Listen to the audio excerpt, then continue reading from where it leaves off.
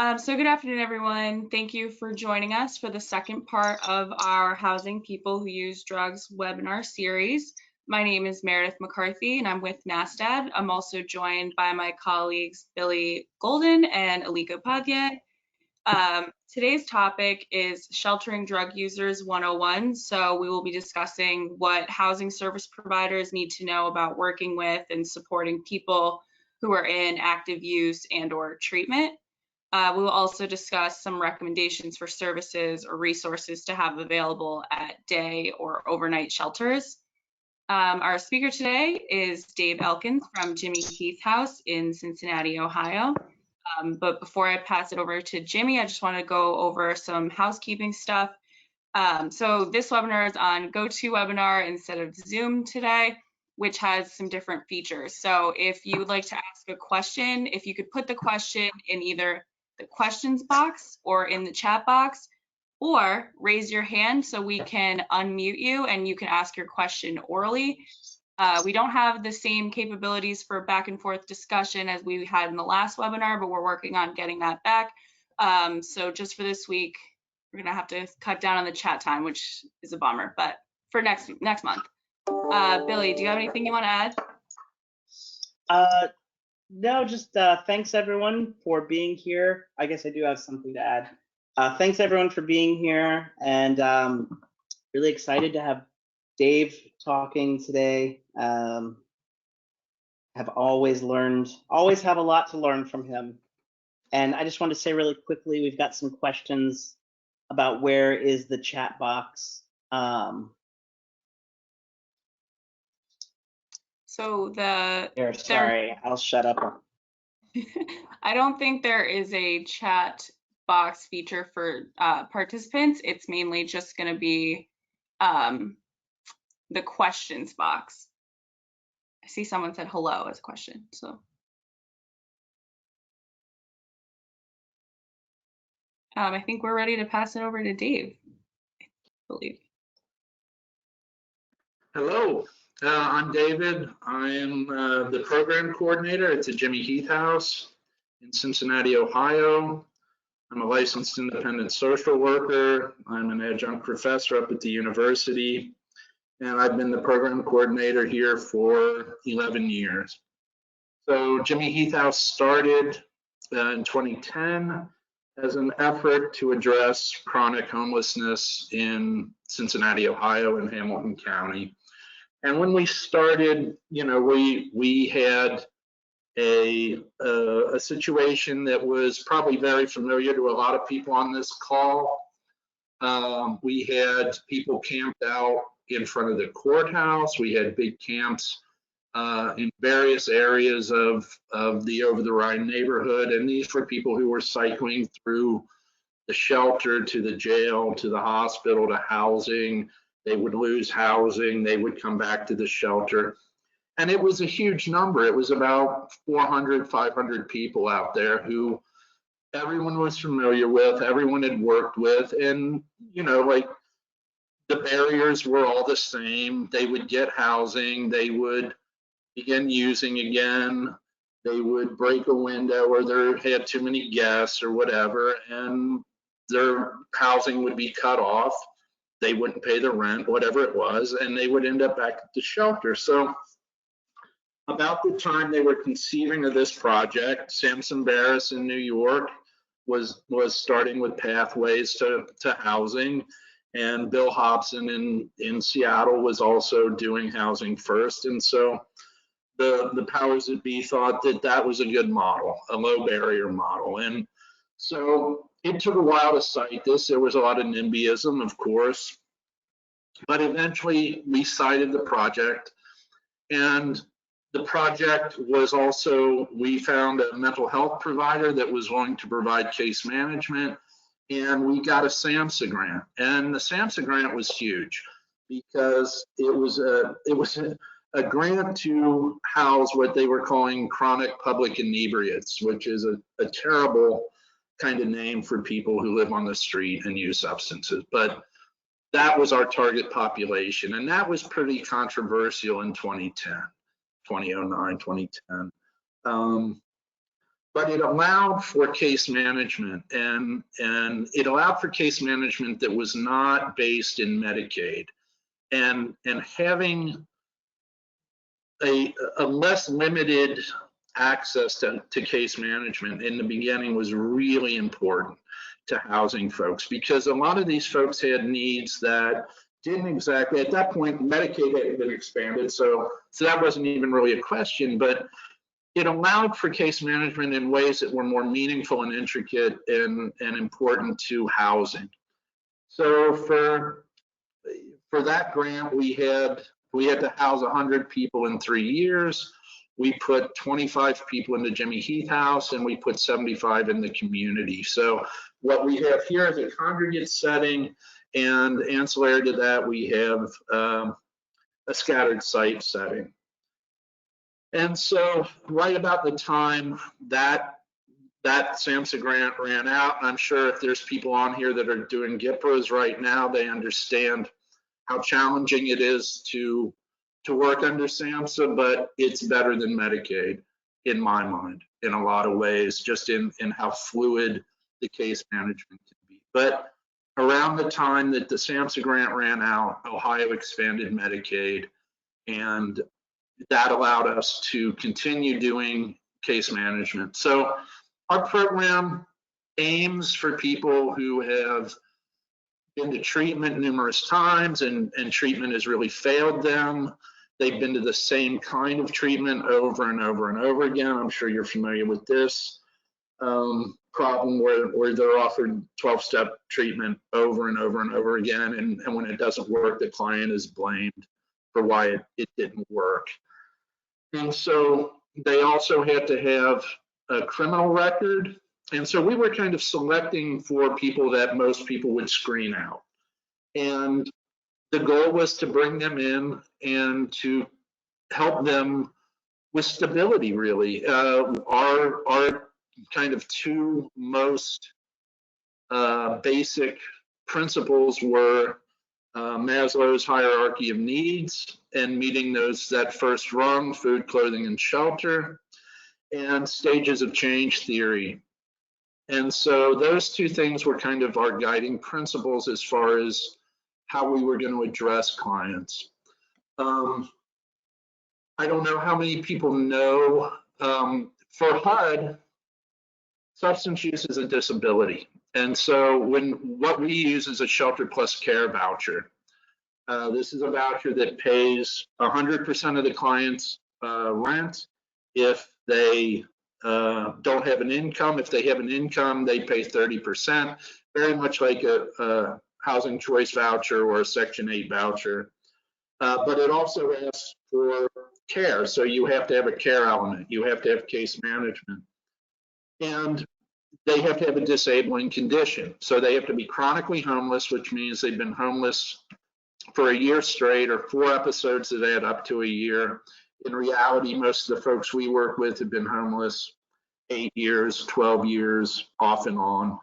And they have to have a disabling condition. And for us and for HUD, substance use is a disabling condition. And I think that that's important. If you're working in a continuum where people are denied housing because of their substance use, check the regulations, because you're supposed to be providing people housing based on that as a disability.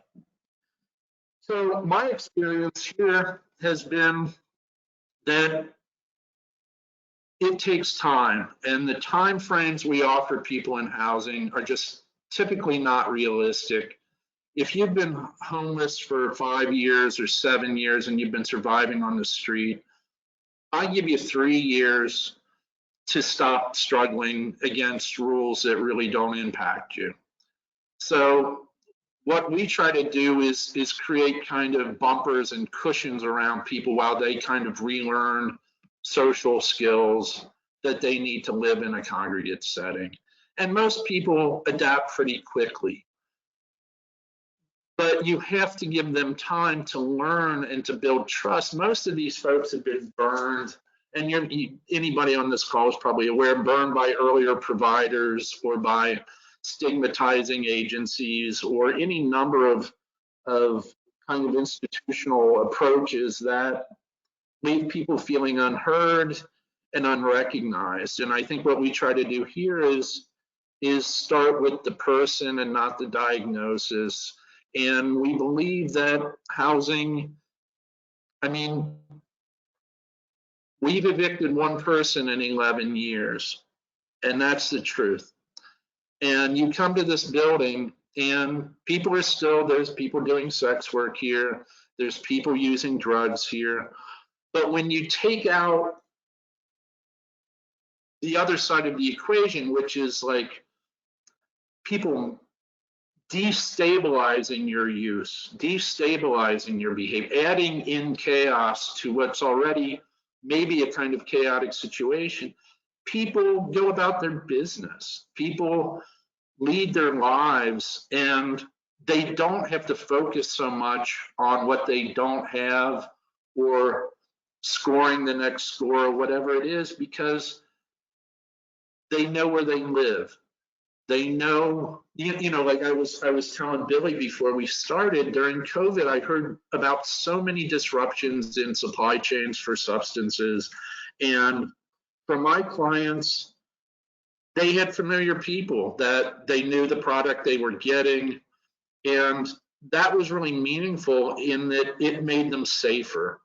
And I think that that's what we're really trying to do, is start with safety and security.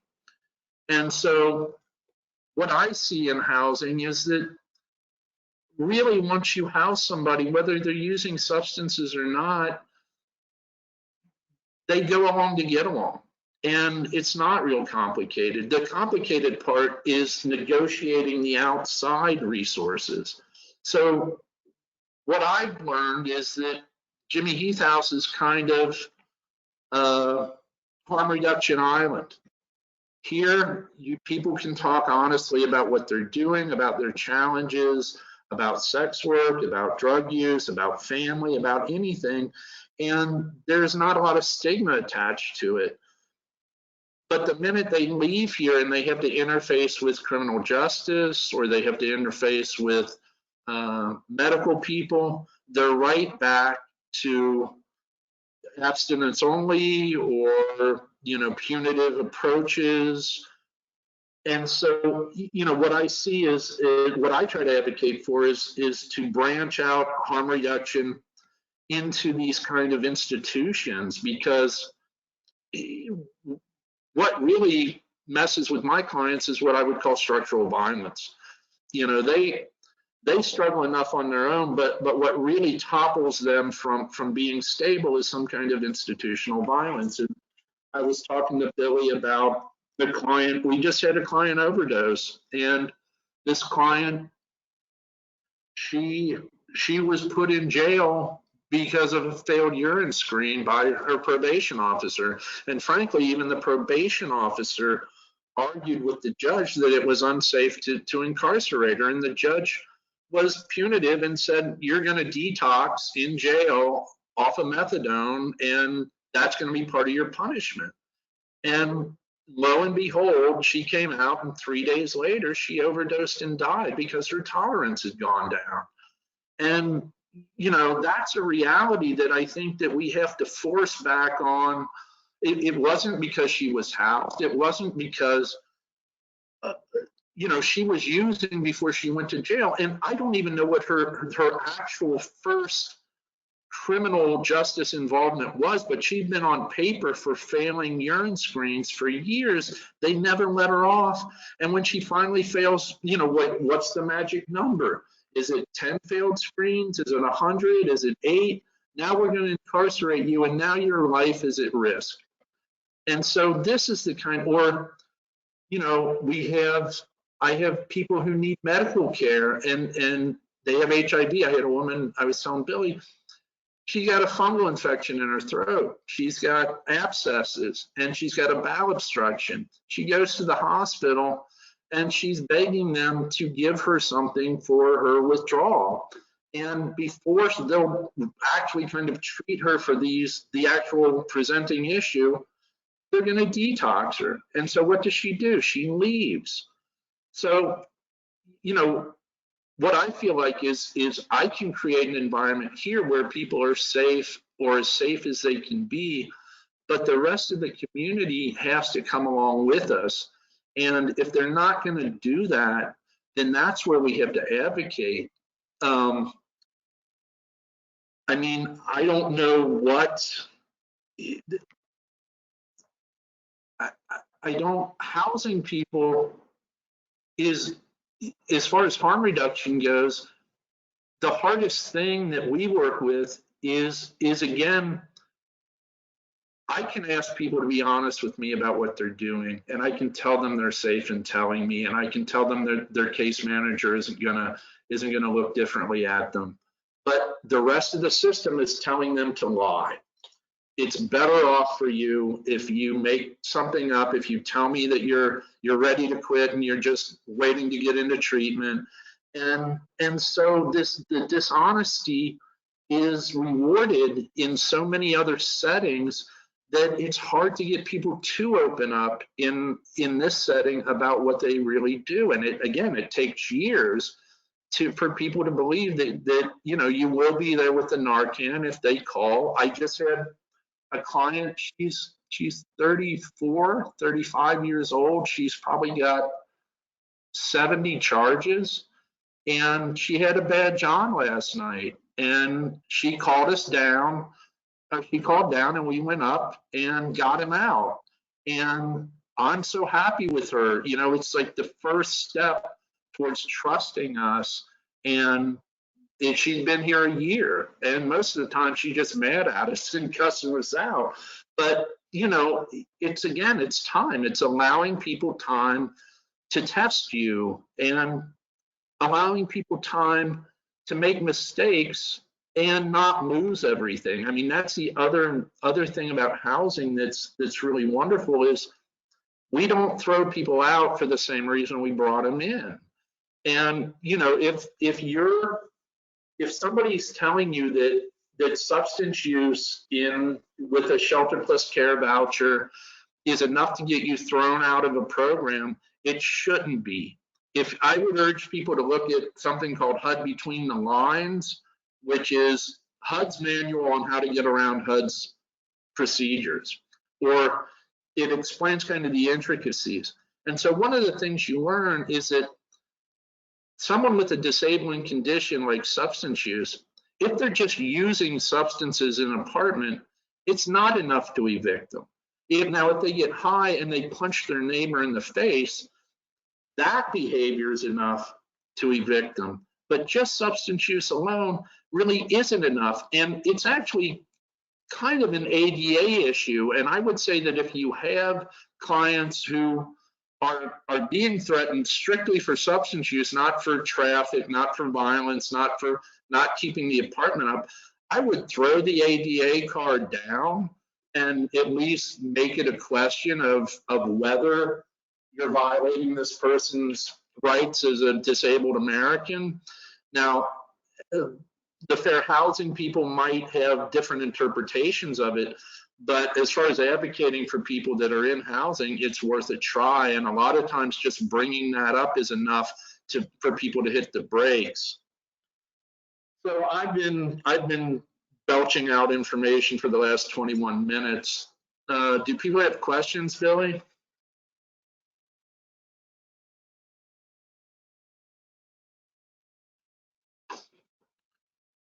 Sorry, that took a second for me to find my unmute. We did get one question in the chat box so far. What would improve Medicaid coverage for case management? Increase reimbursement rates, more flexibility, both, something else? I think for me, I don't know about the financial side of it, because my agency, like I'm in housing, and our case management is provided by a mental health provider. What I see are there are things that are kind of like, a good example is your client needs to go to the hospital, doesn't really want to go to the hospital, but will go. But if you take them up and drop them off, they're probably going to leave. So you need to sit there and stay with your client maybe 6 hours. Not all of that time is going to be billable. And if you're doing a utilization rate of like 40%, that's gonna damage the case manager's ability to meet their utilization rate. So some understanding of, I don't think that Medicaid really understands kind of how to bend these things towards people who use substances or people who are severely mentally ill as much as they could. It's like kind of counterintuitive. I think also what you see, and this is a question of parity, is that substance use and treatment are not as high a utilization rate or as high, you can't bill for as many hours as you can for mental health. And so like the people that we work with, they have 2 databases. So if you're going to start doing a note with a client who's in, like what's happening is they only want, you've got somebody who's dually diagnosed, but the primary diagnosis is substance use disorder, opioid addiction. All their notes are going to want to tie into that diagnosis. And so if they're doing something with the mental health piece, they may have to do 2 notes at a time for all of this, where they may not be able to bill if the ISP or the individual service plan is oriented towards substance use, and now you're talking about the person's mental health symptoms. Once you get good at writing notes, I think that you can get around a lot of that stuff, but it's just counterintuitive, or maybe not counterintuitive, but it doesn't reflect the experience of people working at a service level, at a direct service provider level. I hope that answers the question.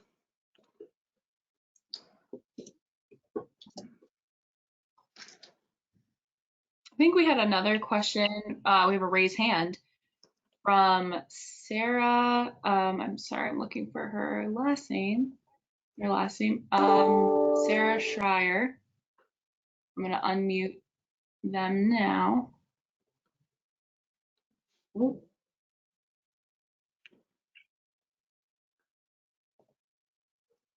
Should be working. If not, Sarah, feel free to type your question into the questions box and we will queue it up. I guess if I can push out the other way a little bit, one thing that interests me is are people struggling to get people into housing? And if so, like, can they share any kind of experience that they're having?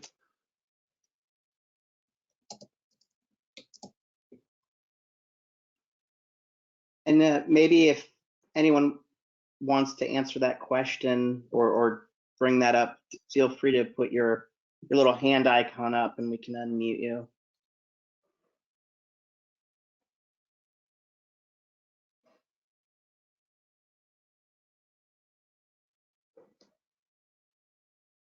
We've got something from Willie. Oh, nope. Oh. Hi, everybody. Can you hear me? Happy to be here. My name's Willie. I'm from Maine. You know, one of the things that we're running into, so we're kind of more of like a street outreach, harm reduction organization, but we've ended up doing a bunch of kind of de facto case management with a lot of unhoused folks. And the issue that we're encountering is the voucher system. And so right now there's all these emergency Penquist vouchers, and then there's like the HUD and the Section 8 vouchers, but there's so many places that don't accept them. And I heard something about source of income laws, and I was wondering if there's anyone from a state or a city that has implemented those. Is there any effective means of really forcing landlords and hotels to accept these vouchers? Well, what's happened is that at least in Cincinnati, you've got an influx of not landlords, but investors into the rental market. And so they're not really upkeeping apartments, and the last thing they really want is a Section 8 inspector inspecting their property. I know Billy did inspections, and you know, so the other thing with the vouchers is the FMR, like the FMR, which is fair market rate for an apartment in a 1-bedroom in Cincinnati, a landlord can get $742. And that's not, you know, if I have to choose, when we started 10 years ago, people loved our vouchers. It was steady money, and it was pretty much close to the typical rental market, you know, what people without vouchers were paying. Now, a 1-bedroom in Cincinnati would go for $1,000, $900. And so $742 to take a voucher is just not enough. And so it is hard to place these vouchers, and that's what we're doing is, and frankly, a lot of the units that are available in Cincinnati are not, I wouldn't want to put somebody into them. I mean, it's better than being on the street, but they won't pass HUD inspection. Some of them are under code violations to begin with. We're building another building. We're trying to build another building. That's not going to be an option for you, but nobody has to take the voucher, you know, and that's, I think that HUD has failed to make it attractive enough by making it enough money, because that's what landlords really care about in the end is money. And so I think that, I don't know what to tell you about trying to place. We've got clients waiting on CMHA vouchers. So what we do is say somebody's been here 5 or 6 years, they're stable, they're kind of looking at us saying, you know, I don't need, right here we have 24-hour staffing, we have some rules about guests, we have some kind of mitigating things that we do to kind of break up the chaos. I don't need that anymore. Okay, we'll get you on a housing choice voucher. They can't place the voucher either. So I think that this is a problem that's a systems problem, and it's at a much higher level, and they're going to have to kick down some money. And then the continuums are going to have to hold these landlords feet to the fire. You know, at some point it's got to be, it can't be like street level up, it's got to be systems level and administrative down. And in our continuum, they're not always great about advocating for landlords to meet the needs of the clients as far as having a stove that works. I had a client in a scattered sites, the landlord showed them a unit with the stove in it, and then by the time they took the unit, had removed the stove. And it took us months to get this landlord to just provide a stove. And so, you know, you're dealing with a lot of times with land, and people don't understand that, like, we're subsidizing slumlords by giving them little money. We're still spending a vast sum of money, but it's not enough to attract really decent landlords who take care of their properties. And so it's like throwing the money away. I'm sorry that there isn't an uplifting answer to your question. I think the answer is we're all in the same boat on that. Okay, thank you. No, that was helpful. Didn't feel helpful. We have another question from David, who said, I work in housing as a service coordinator, and we do not have problems with residents being evicted for drug use, but the behaviors associated with it, like unit destruction, violent community space outbursts, and non-payment of rent. What general resources approach should we use to support this population with keeping their housing? Well, we use case management, and we use housing retention plans, and we try to be very specific about trying to figure out behaviorally what's going on. You know, if you start talking to people about their substance use, and they're not ready to stop their substance use, and you keep tying the problems back to that, it's not going to work. So what you have to do is begin, does the person want to stay in the apartment? And if so, what can they do? Like, is it one person that comes over that makes a lot of noise, that aggravates the neighbors? You know, try to get as specific as you can about behavior, and then see what the person is willing to do. And I think we also, as far as destruction of property, we'll pay a double deposit when we give the apartment. So, you know, HUD has put some money into landlord cultivation for the very reason we were talking about earlier, as far as there just aren't a lot of landlords out there. So your continuum can send landlords like basically a bribe to start taking clients. And that's like kind of a, I think it's called a landlord recruitment fee or something like that, where, you know, you get this kind of large pot of money that's not designated, and you kind of say, look, you know, if you'll take 5 of our clients over the next year, we'll give you an extra $2,000. And then if you've got somebody, I think some of this is also, I mean, this is something we were really good at in the beginning, was getting to know the client before they go into housing, spending time with them, finding out what their mental health needs, what their health needs are, who their peers are, where they've been before, what's worked for them, what hasn't. All those things are kind of how you kind of guess where the problems are going to arise. And then, you know, you have to make sure that the landlord is calling you when there's a problem, and that there's a kind of a plan in place with the tenant. Like, tenants will sometimes in defense and become defensive with landlords, and they really need a case manager there to mediate that, because maybe they have done something wrong, maybe they broke a window, but that's not the end of the world.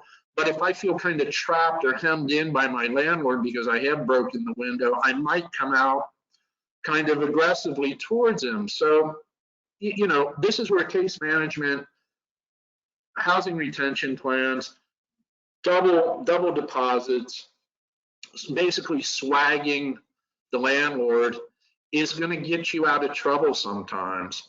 I think what we do with housing retention plans is make them extremely simple.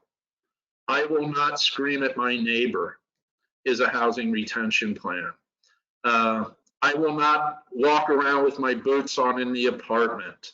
You know, things that are kind of easy to do. You don't want to set up a housing retention plan that is so complex that the person can't do it, or so out of, you know, again, like here we're at stages of change. Like, you have to meet the client where they are. That's a cliche. But like, if I'm suggesting, how do I explain it? Like, the client has to be able to do what we're asking them to do in the housing retention plan. So maybe it's like, if it's loud music, can we put your speakers away? Let's try that for a week and see whether there's still, and that's another thing, is like time frames that work.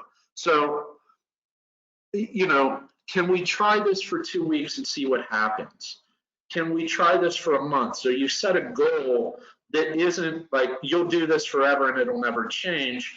It's measurable, and it's something the person can do, and it's something you can come back in a week and say, how's it going? If it's not going well, you say, well, how come it didn't go well?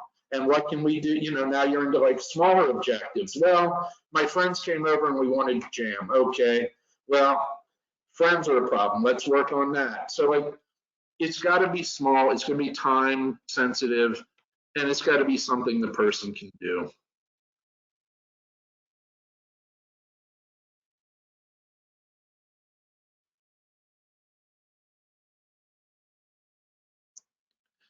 Anything else? think Billy is working on it. Oh, yeah, we've got lots of raised hands and questions. I'm trying to figure out, just kind of trying to make sure I am. There we go. So I'm going to read another one from the chat box here, and then maybe we can go to a raised hand. Dave, how do you suggest caseworkers more successfully liaison with police regarding mental health and issues and issues of substance abuse when an emergency arises? Oh, that's a tough one. So in my experience, and again, I've been doing this 11 years right here. There are police. We had Officer Epstein.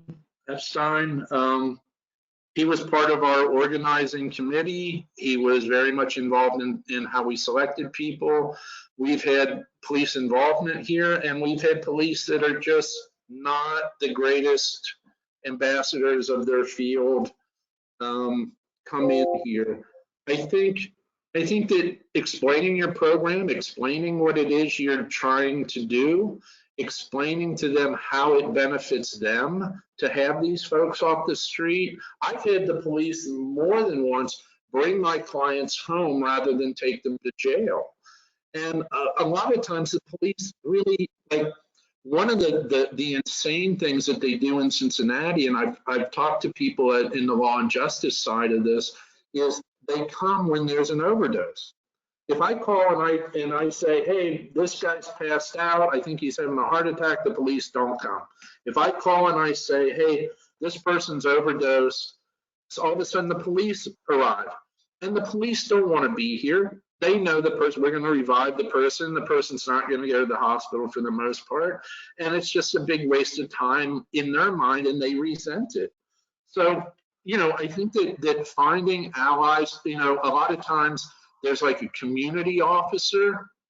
If you can talk to the community officer and let them know if you're like an emergency contact for the person, and so if the person is decompensated or is you know, found down or is intoxicated, and they have somebody to call, a lot of times that will help out a lot. But I think the biggest thing is advocacy when there's not an emergency. So, you know, kind of here it would be District 1. You know, the other day I spent 20 minutes talking to somebody at the fire department about what we did and explaining, you know, I've had firemen, you know, much like the police, there's good ones and there's bad ones. You know, I think if you explain to them, you know, I've had them say, well, you know, you should really be, these people need treatment, and I agree, they need treatment, but they're not ready for treatment. And this is what we're doing in lieu of treatment. And this is how we're trying to create safety around them and help them empower themselves to be safer. So I think that that's the biggest thing, is to find your allies on the police, on the fire department.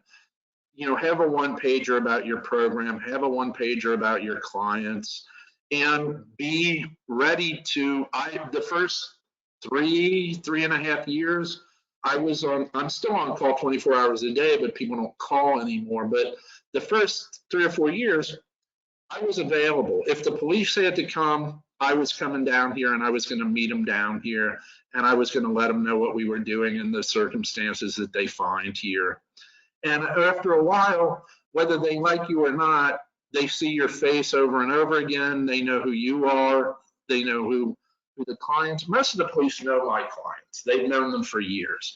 And so there's a familiarity, and you can build trust around familiarity, but that's what you have to do. And I think the police have a job to do, and they don't want to be involved in things that aren't their job, and they resent doing that. And so understanding what they need from you, as far as somebody to call, here's my card, you know, it sounds silly, sounds trite, but having a card and being able to give the police a card and say, here, If this comes up again, call me, we'll be here.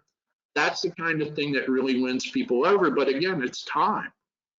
And it's finding, some people, you're never going to change their mind. And, police are not social workers, and they're not interested in the science of addiction.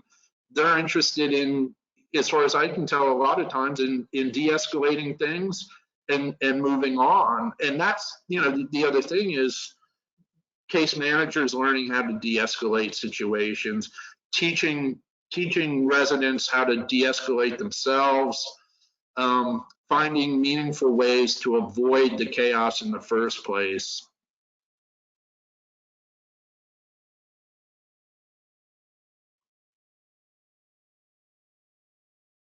Thanks, Dave. I'm gonna try to switch it up here and look for some raised hands. And I apologize if I'm going out of order. The tiny chat box. Got a raised hand from Michelle Brophy. So I'm gonna unmute you if you want to ask your question. Maybe I'm going to unmute you.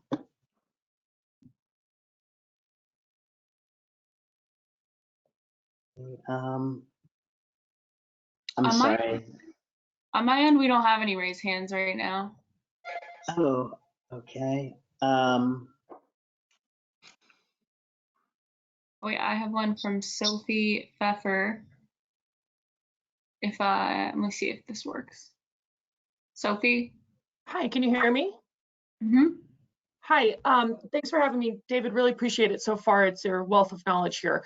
I really resonated with what you were saying about working with the rest of the community to help them understand the harm reduction principles when working towards housing. I work out of Denver, Colorado, and we have had so many problems with when we are working with a participant and they feel ready to pursue housing, and we make that soft handoff to the case managers that aren't using those same ideologies, that aren't ascribing to harm reduction.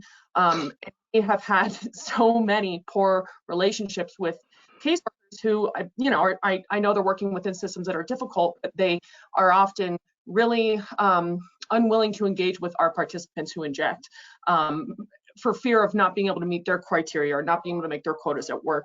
Do you have any advice for working within your community members and whatever services exist to help folks understand why that approach, the one that you're using, is the best for everybody involved? Well, I mean, for us, we developed, so with Shelter Plus Care, you need to have a care element, and that care element has to at least match the cost of housing. So when you're working with folks who are providing mental health services, sometimes, like, we've partnered specifically around this project, and that made a lot of difference. It's like we kind of carved out a team, we call it Paths to Recovery. And that Paths to Recovery team started with the SAMHSA grant. And so what I find is that mental health case managers, like you're saying, they're very interested in their clients, but housing is not an outcome they're measured on. And so if a client doesn't get into housing or loses housing, they're not getting any kind of a loss of income or not meeting a quota or an outcome. And for us, especially with the SAMHSA grant first, that was people remaining housed was the most important element, getting into housing in a certain amount of time and keeping them housed. So, I mean, it's a best of all worlds scenario, but what I would look for is to try to start something fresh with your mental health provider that is a housing team and work with them. Like, our best allies were our outreach people. As a matter of fact, the first year of the program was outreach. 2009 was just camp outreach and identifying people. And those same case managers that went to the camps became housing case managers. So I think there is always going to be a conflict when different programs have different outcomes. And there's always a little bit of like, what did the folks at Pilgrim in Seattle called it, the creative friction. And I think that friction's all right. Like, but again, it's understanding what the agency's priorities are. I think that most mental health case managers know that housing is something that will help with the client in general. But if you're not measured on it, if it's not attached to an outcome, then it becomes, you know, kind of more casual. I would say, you know, SAMHSA is still offering a lot of money for housing people, and there's a lot of money out there for kind of research on people using opioids, people injecting. I would try to, if you can't create a program of your own, then find some allies in that agency and talk about, you know, how can we create something that isn't this you know, you hand somebody off and they drop through. It's communication, and it's also having, like, as we look at doing this new project, that's something we're looking at. And when the city comes to talk to me, that was something I talked to the people at the city about, is you've got to have case managers who are their agency is not going to get funded if people fall out of housing. I can lose the agency Billy worked for lost housing based on one person going back to the street. Well, before he worked for NASTAD. There's a huge amount of pressure on us as the housing provider to keep people housed. That's what you need. Is you need there to be some kind of pressure on the mental health provider to actually make sure people are housed. And then you have to build up this skill set that I'm talking about with, you know, you've got this golden thread that runs through all the Medicaid notes, and that golden thread has to tie into the individual service plan. And so you've got to get housing retention or behaviors around housing into that golden thread, so that then the case manager can work on those. Because if the person's ISP says, I want to engage in medical care, I want to reconnect with my family, and I want to address my mental health needs, and there's nothing about housing, then the case manager is kind of limited in what they can do unless they kind of stretch those things and put the housing into that. So it's about helping them write notes that reflect the need for housing. Does that make sense? It's kind of all over the map. Absolutely. I don't know if I'm still on mic here, but absolutely, that was actually really helpful. I appreciate it. Yeah, thank you. Yeah, thank you, Dave. And I have a question for you. This is to put you through your paces.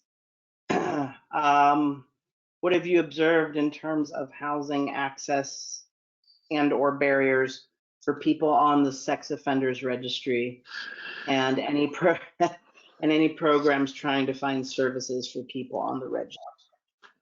So we had it's help. It's really not. I mean, in Cincinnati, I don't think you can get into a shelter if you're on the sex offender list. And so if you can't get into a shelter, you're doing street, you know, you're going to be under a bridge somewhere, and that street outreach. And then the laws around reporting sex offenders, if you're not a reporting sex offender, it's not that hard. You're going to be on the street until you get into housing. But if you're reporting, there's 500 feet from this, 1,000 feet from this, 200 feet from this. So the amount of housing available to people is extremely low. Now, there was an agency, and I don't feel right, listing their name because they didn't ask me to give their name, but what they did was they took people, as long as they were on paper when they came out of jail. And so they had that leverage over them. They would house people that were sex offenders. And they would use probation and probation violation as like kind of the stick to keep people in line.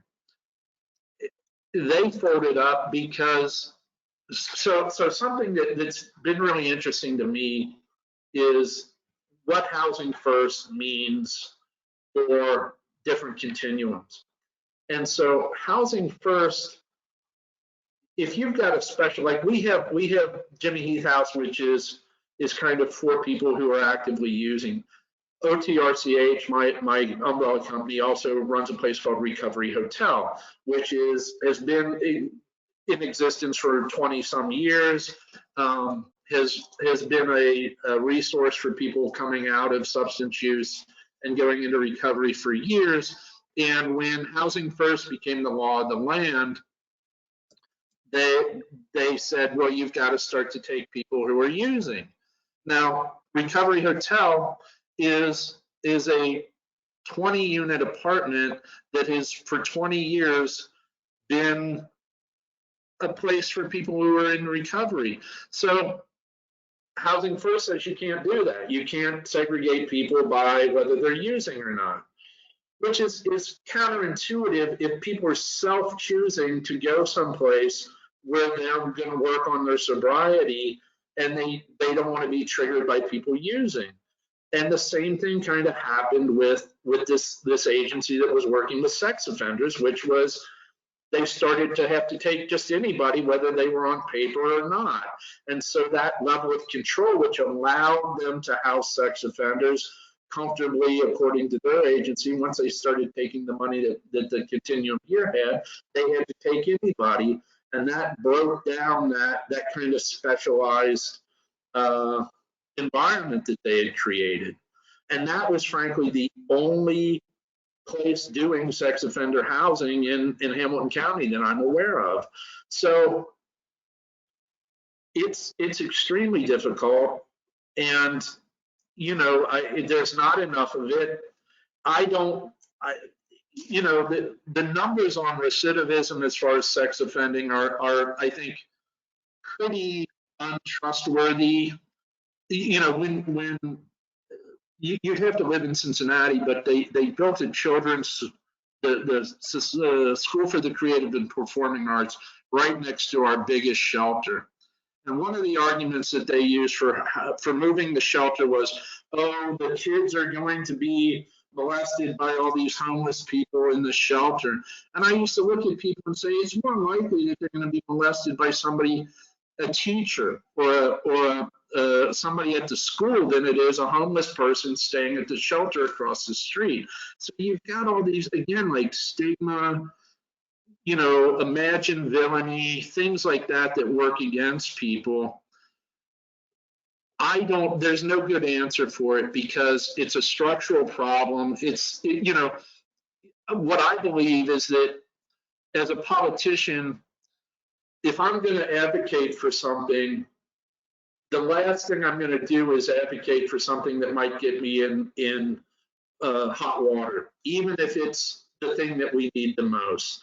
And so if you're in that pot of people that are so highly stigmatized, I mean, we're trying to do 44 units of housing 3 blocks away, and we're having the same kind of problem.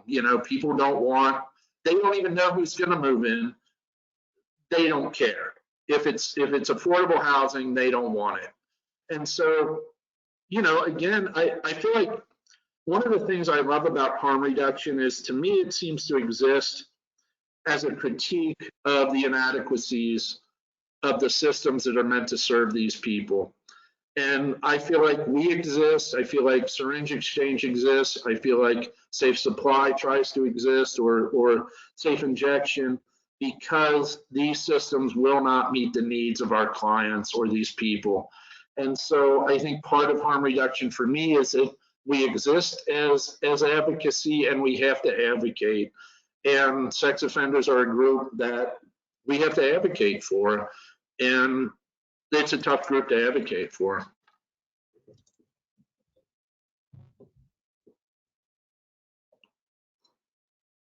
I just wanted to add into that really quickly.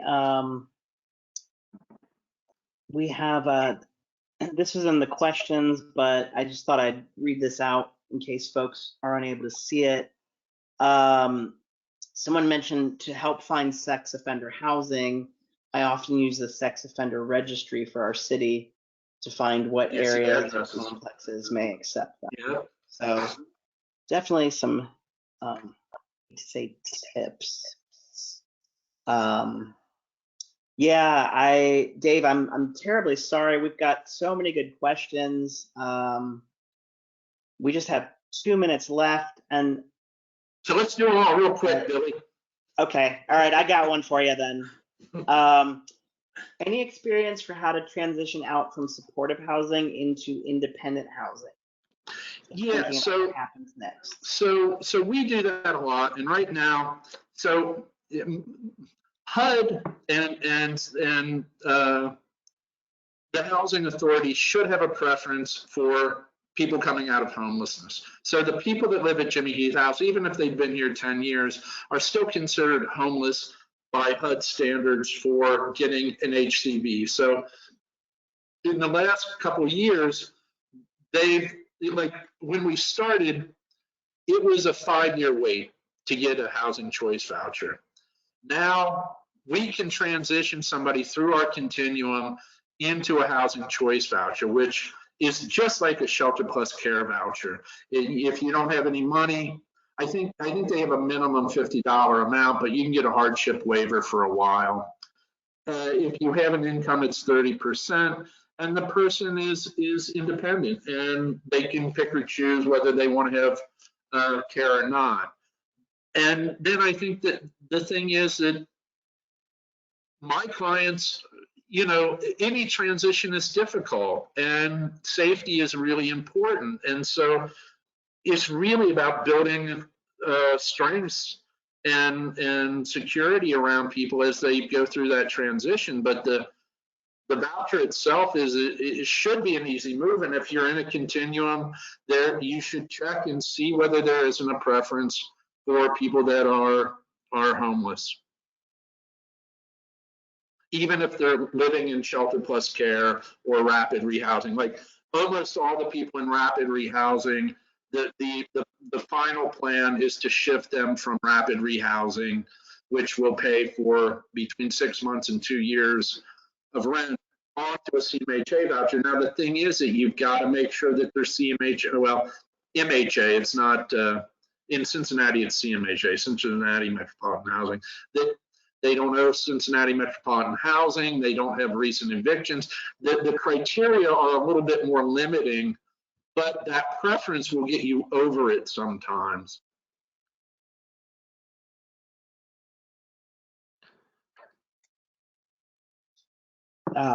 Thank you, Dave. Good Yeah, job thank fielding you. that question too. It's right at 4. So I think we're gonna go ahead and close out. Dave, the folks that have you as their advocate are lucky people. Thanks for coming out and talking to us today. Yeah, thank you for having me. I'll share anything, you know, if people want to, you can share my email if you want. I'll answer what questions I can, and thank you for being interested in what we do. Oh, yeah, definitely.